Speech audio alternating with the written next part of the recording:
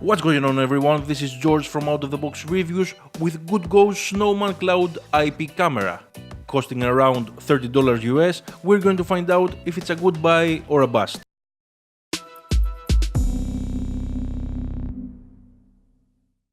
The Guudgo Snowman is pretty much your standard run-of-the-mill IP camera. The only thing that made me notice it was the price. I believe $30 US for a motorized wireless IP camera was a very good deal. And it was, more or less.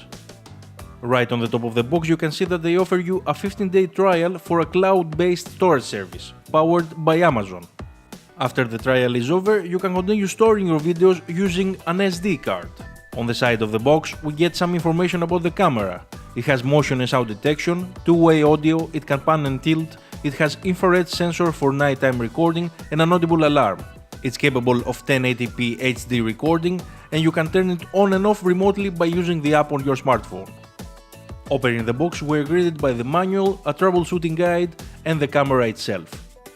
We also get a power brick that is pretty much the same as the one for your mobile phone, a very basic plastic wall mount, some screws to use with the wall mount and a USB to micro USB power cable. The main body of the camera has the classic conical shape with a round head and is made out of plastic. Although motorized, the body is surprisingly light and it does give out a low-cost vibe. On the front side of the camera we have an LED status indicator and the microphone.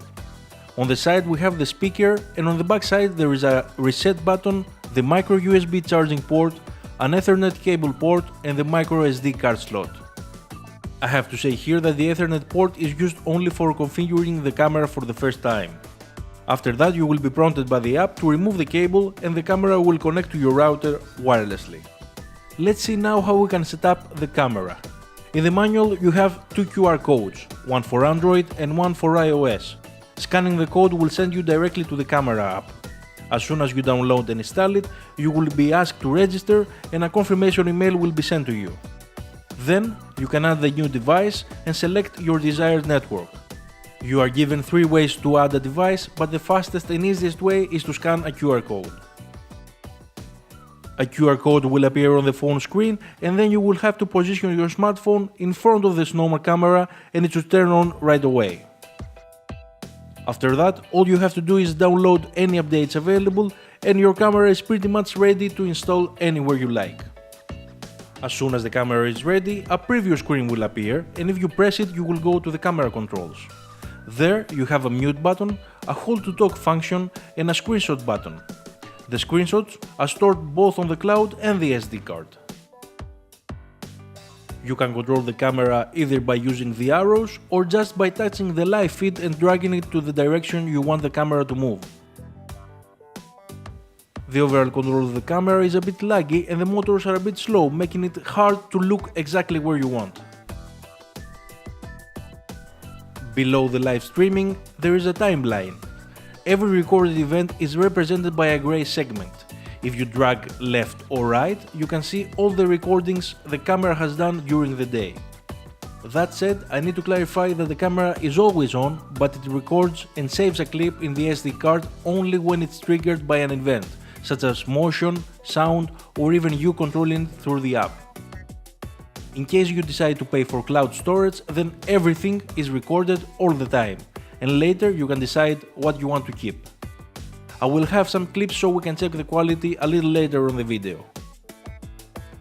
Let's have a quick look at the menu now. You can edit the name of the camera, you can change the time zone, and of course being Wi-Fi enabled, it will keep the right time always. You can remotely turn the device on and off. You can add a schedule on when the camera is recording. The SD card status displays how much local storage you have left and you have the option to format the SD card. In video mode you can decide when the camera is triggered and start recording. You can choose which previously recorded videos you want to see on your timeline, whether it's from the cloud or the SD card.